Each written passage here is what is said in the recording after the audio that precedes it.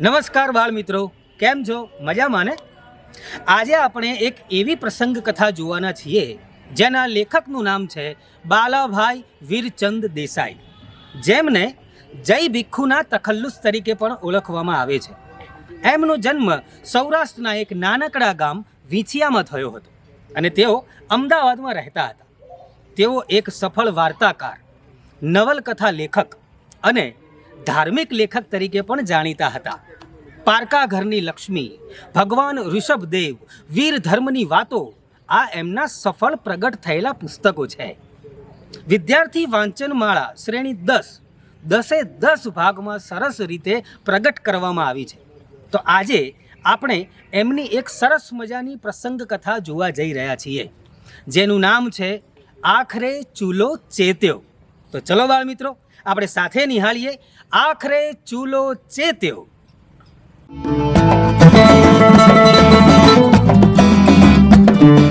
બાળ મિત્રો, આજની આ પ્રસંગ કથામાં હજરત ઉમર સાહેબ ઇસ્લામી ખિલાફતના બીજા નેતા હતા. એટલે કે ખિલાફતની લગામ જેના હાથમાં હોય તેને ખલીફા કહેવાય. અને ખલીફાની પસંદગી, એ પદ માટેની પસંદગી એ લોકોમાંથી જ કરવામાં આવતી. એટલે કે જે વ્યક્તિ પરોપકારી હોય, દયા ભાવનાવાળી હોય, એ જ વ્યક્તિ ખલીફા તરીકે રહી શકતી. બાળ મિત્રો, વાત જાણે એમ છે કે હજરત ઉમર સાહેબ એમની વીરતા માટે, એમની દયા ભાવના માટે આખા પંથકમાં પંકાયેલા હતા. એટલે કહેવાય ને કે સાદગી તો એમની જ. એટલે ઘણીવાર સાહેબ નીકળે તો એમના કપડા ઉપર 12 થીગડા લાગેલા હોય. પછી બુતાનની જગ્યાએ તેઓ બાવળની સૂલોથી પણ કામ ચલાવી લેતા.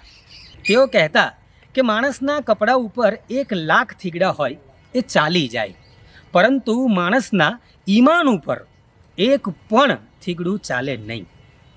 હવે ખલીફા સાહેબ પોતાના બંદા સાથે રૈયતની સ્થિતિ જોવા માટે નીકળે છે કે લોકો પોતાની રૈયતમાં કેવી પરિસ્થિતિમાં જીવી રહ્યા છે. એ જોવા માટે ખલીફા સાહેબ નીકળે છે. જોઈએ બાળ મિત્રો, આગળ હવે શું થાય છે.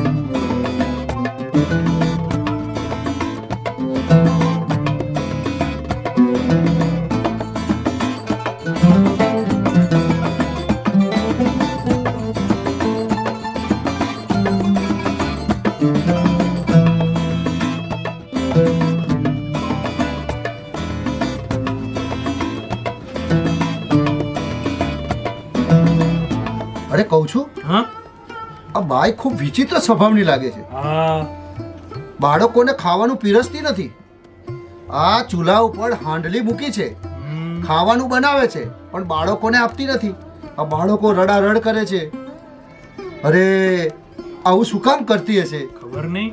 હા, અરે મીઠી વાતો કરે છે, પણ મીઠી વાતો કરવાથી થોડું પેટ ભરાય? ના ભરાય. ખરેખર આ દ્રશ્ય મારાથી નથી જોવાતું. તું એક કામ કર, અહીંયા ઉભો રહે, હું એ બાઈને પૂછી લઉં કે આવું શું કામ કરે છે. જી જી. હા, આ તમારા બાળકો છે? હા, બાળકો મારા છે.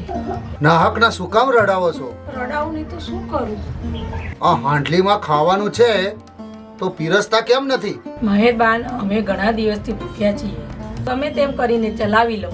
પણ આ બાળકો કંઈક સમજે છે? એ તો રડે જ. છોકરાઓને રાજી કરવા હાંડલી ચૂલે ચડાવી છે. મીઠી વાતો કરી રહી છું. હાંડલીમાં પાણી સિવાય કાંઈ નથી. મારા ઘરમાં ગોળના પાણી સિવાય કાંઈ નથી. મારા ઘરમાં કાંઈ નથી, મારા ઘરમાં કાંઈ નથી, મારા ઘરમાં કાંઈ નથી.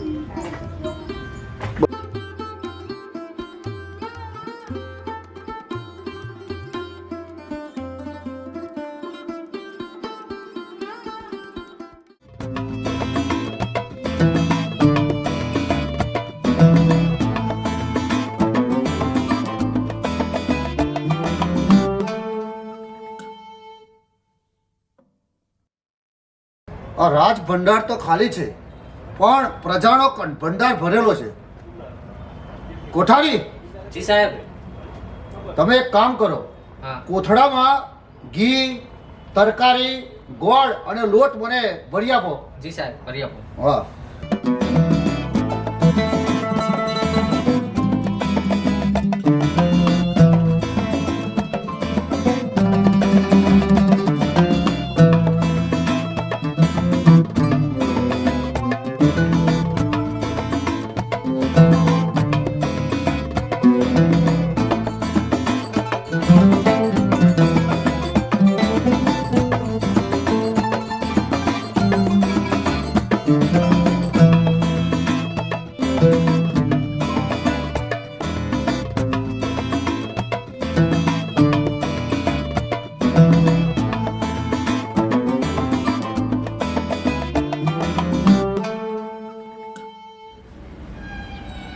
કોઠારી, જી સાહેબ, આ તરકારી, ઘી, લોટ એ બધું કોથળામાં બરાબર. બાંધી દીધું. હા, તો લાવ મને ખભા પર મુકાવી દો. લો સાહેબ. અરે નામવાર, આ કોથળો ઊંચકવા બંદો હાજર છે. લાવો, હું ઉચકી લઉં. અરે બંદા, આ કામ તારું નથી. આ પ્રજા નો રાજા હું છું, પ્રજાનો નેતા પણ હું છું. જો મારા કારણે આ પ્રજા ગરીબાઈ વેઠતી હોય, દુઃખ વેઠતી હોય, તો મારે એનો જવાબ ખુદાને આપવો પડે. ખુદાને જવાબ આપવા માટે મને આ મારું કામ કરવા દે.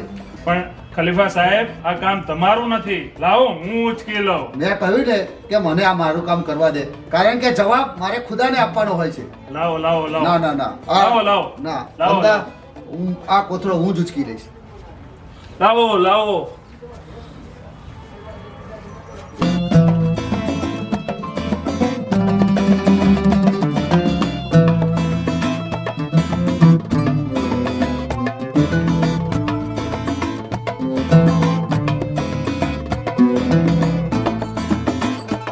લો, આ બધો સામાન હવે ઝટ દઈ ખાવાનું બનાવો, એટલે આ તમારા છોકરા ભૂખ્યા થયા છે ને, ખાઈ લે.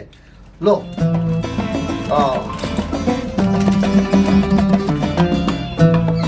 આમાં ઘી, આ ગોળ અને આમાં લોટ છે. લો, અને આ બધી તરકારી બરાબર એ અહીંયા મૂકું છું. લો, આ તરકારી છે બધી.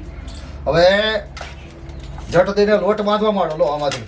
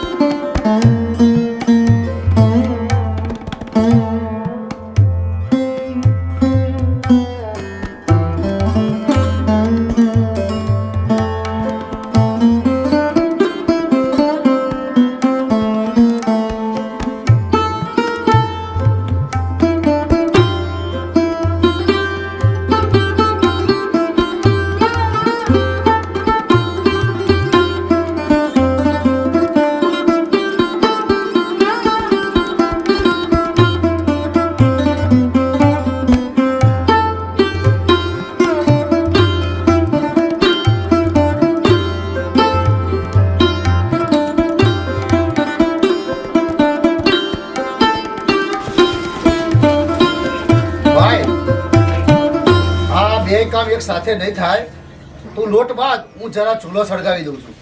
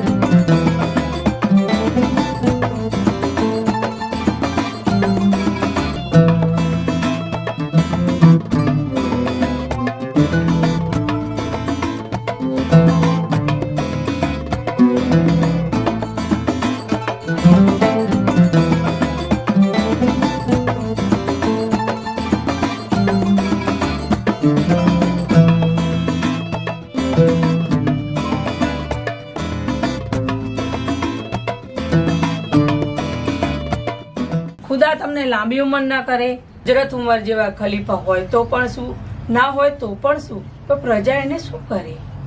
રૈયતને સમજનાર તમારા જેવા ખલીફા હોવા જોઈએ. ભાઈ મારા તરફથી એમનો ગુનો માફ કરજે અને હઝરત ઉમર સાહેબ માટે દુઆ કરજે.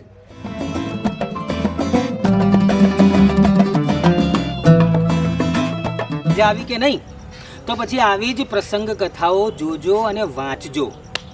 ચલો હવે હું તમને સરસ મજાના વૈચારિક પ્રશ્ન પૂછું છું, તમે એના જવાબ અવશ્ય શોધજો, તમને બહુ મજા આવશે. એ ગયો ખલીફા વેશ પલટો કર્યા વગર ગયા હોત તો? તમને લાગે છે કે ખલીફા ન આવ્યા હોત તો બાળકોને જમવાનું મળત? આ એકમનું કયું પાત્ર તમને સૌથી વધુ ગમ્યું અને કેમ? તમે ક્યારે વધુ ખુશ થઈ ગયા અને કેમ? તમારે કોઈની માફી માંગવી પડે એવું ક્યારેય બન્યું છે? ક્યારે?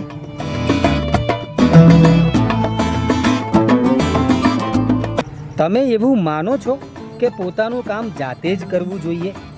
તમે કયા કયા કામ કરો છો? તમે ક્યારે ક્યારે રડ્યા છો?